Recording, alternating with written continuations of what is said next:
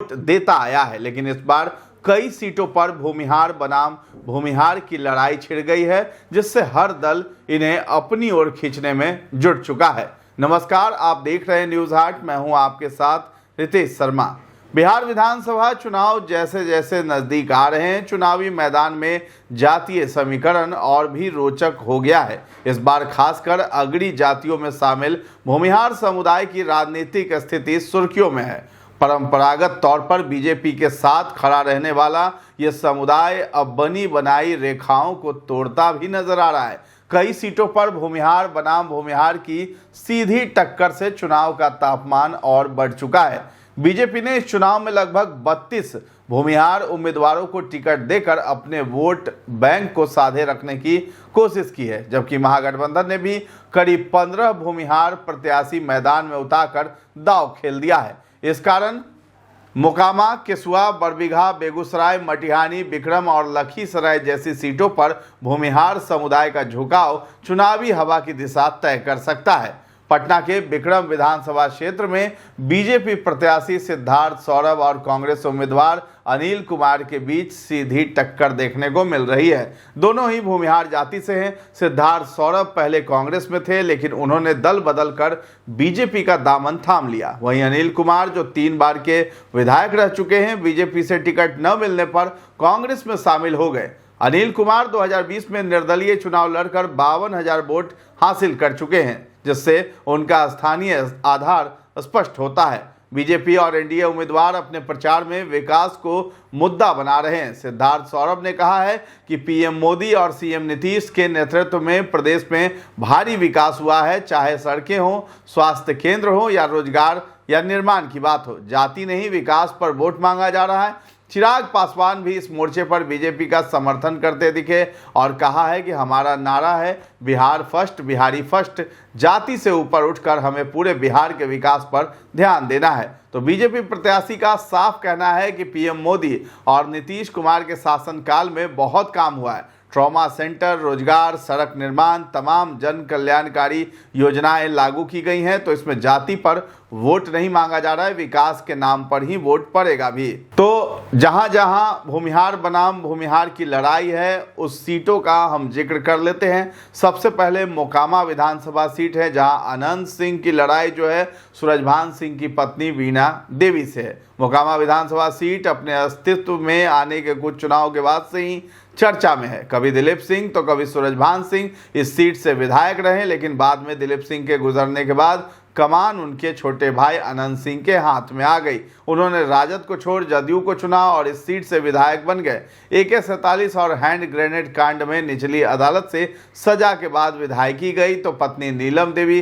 को विधायक बना दिया। उसी केस में हाईकोर्ट से बरी होने के बाद अनंत सिंह फिर से मैदान में आए, लेकिन इस बार महागठबंधन ने उनके खिलाफ बाहुबली सूरजभान सिंह की पत्नी वीणा देवी को टिकट दे दिया है। वो राजद के सिंबल पर चुनाव लड़ रही हैं। दोनों ही कैंडिडेट भूमिहार हैं। फिलहाल अनंत सिंह को अभी बेऊर जेल में भेजा गया है। 14 दिनों की न्यायिक हिरासत में दुलार चंद यादव की हत्या के मामले में वो गए हैं।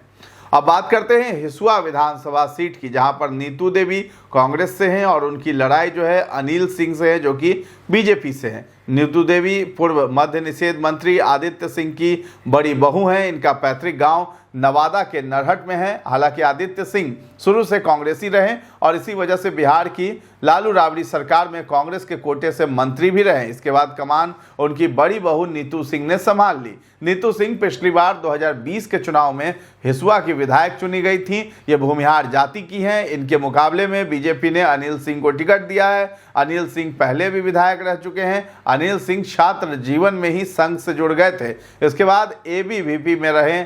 ये भी जाति से भूमिहार हैं। बिक्रम विधानसभा सीट की बात करें, हमने पहले आपको जिक्र किया है। सिद्धार्थ सौरभ बनाम जो है अनिल कुमार में यहाँ पर लड़ाई होनी है। पटना की बिक्रम विधानसभा सीट की कहानी भी कुछ ऐसी ही है। पिछले 2 टर्म यानी 2015 और 2020 में यहाँ से कांग्रेस के टिकट पर मशहूर डॉक्टर दिवंगत उत्पल कांत के बेटे सिद्धार्थ सौरभ ने जीत दर्ज की। हालांकि 2024 में नीतीश कुमार की एनडीए सरकार को समर्थन देने के लिए इन्होंने पाला बदल लिया। इस बार ये बीजेपी के टिकट पर मैदान से हैं। वहीं इनके मुकाबले पहले भी विधायक रह चुके अनिल कुमार को कांग्रेस ने टिकट दिया। ये दोनों ही जाति से भूमिहार हैं। मटिहानी विधानसभा सीट की बात करें तो वहां बोगो सिंह जो कि आरजेडी से हैं, उनकी लड़ाई राजकुमार सिंह से होगी जो कि जदयू से हैं।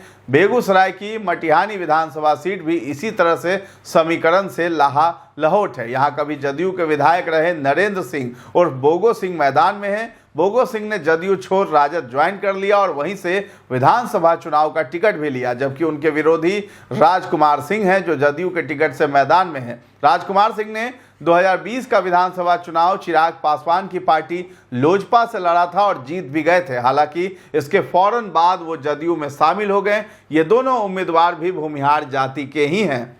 परबत्ता विधानसभा सीट की बात कर लेते हैं तो वहां से राजद से डॉक्टर संजीव हैं और उनकी लड़ाई जो है बाबूलाल शौर्य से है जो कि एलजेपीआर यानी चिराग की पार्टी के कैंडिडेट हैं। तो खगड़िया जिले की परबत्ता सीट की भी यही कहानी है। यहाँ से आरजेडी के टिकट पर कभी जदयू के विधायक रहे डॉक्टर संजीव कुमार मैदान में हैं।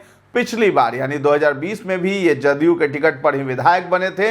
ये पेशे से भी डॉक्टर ही हैं। वहीं इनसे मुकाबला करने के लिए चिराग पासवान की लोजपा रामविलास ने बाबूलाल शौर्य को मैदान में उतार दिया है। ये दोनों प्रमुख उम्मीदवार भी भूमिहार जाति के ही हैं। बरबीघा विधानसभा सीट की बात करें तो कुमार पुष्पंजय जो कि जदयू से हैं और उनकी लड़ाई जो है त्रिशूलधारी सिंह जो कांग्रेस से हैं उनसे होगी। शेखपुरा जिले की बरबीघा सीट पर जदयू के कुमार पुष्पंजय का मुकाबला कांग्रेस के त्रिशूलधारी सिंह से है। दोनों ही संपन्न घरों से आते हैं। इस सीट पर भी इन्हीं दोनों के बीच प्रमुख मुकाबला है। अब संयोग देखिए कि ये दोनों उम्मीदवार भी भूमिहार जाति से ही आते हैं।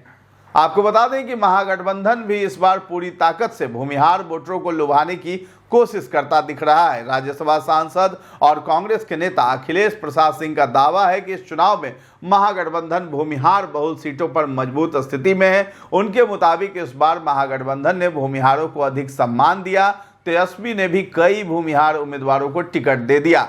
ऐतिहासिक रूप से देखा जाए तो बिहार की राजनीति में भूमिहारों की भूमिका अहम रही है। बिहार के पहले मुख्यमंत्री श्री कृष्ण सिन्हा भूमिहार थे।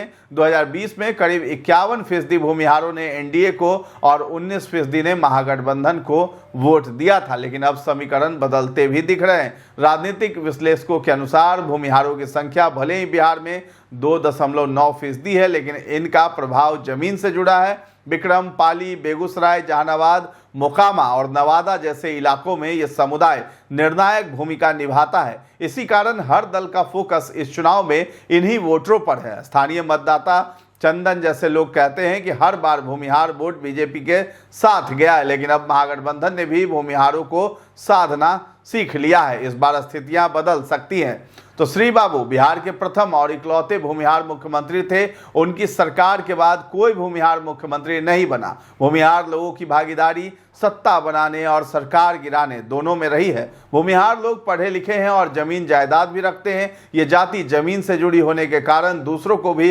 प्रभावित करती है, लेकिन उनकी ताकत धीरे धीरे कम हो रही है। इसे स्वीकार करने में कोई संकोच नहीं होना चाहिए। इस बार देखा जा रहा है कि महागठबंधन में भूमिहारों को पहले से अधिक महत्व दिया जा रहा है। तेजस्वी ने आधा दर्जन से अधिक भूमिहारों को टिकट दे दिया, इसलिए पहले जैसी स्थिति नहीं रह गई है। तो आखिर भूमिहार वर्सेस भूमिहार ही क्यों?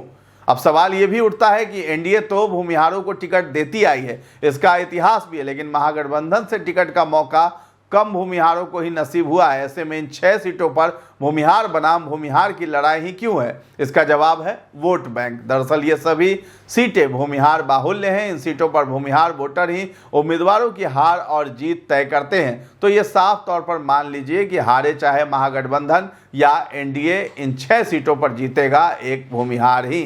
तो बिहार के विक्रम, पाली, जहानाबाद, मोकामा, मुंगेर, बेगूसराय, नवादा जैसे इलाकों में भूमिहार वोटरों का प्रभाव अच्छा खासा है और कहा जाता है कि जिस तरफ वे झुकते हैं वही जीतता है। तो सियासी शतरंज की इस बिसात पर भूमिहारों की चाल किसके हक में जाएगी, बीजेपी या महागठबंधन, ये चुनावी नतीजे ही बताएंगे। लेकिन इतना तय है कि बिहार की सत्ता की चाबी एक बार फिर से इसी समुदाय के हाथ में आ चुकी है। तो फिलहाल इस खबर में इतना ही। न्यूज़ हाट के साथ बने रहें और अभी तक हमारे चैनल को आपने सब्सक्राइब नहीं किया है तो जरूर कर लें। धन्यवाद। तो ऐसे कई जागरूकता अभियान चलाए जा रहे हैं। बस ऐसे ही खबरों के लिए आप देखते रहिए न्यूज़ हाट। धन्यवाद।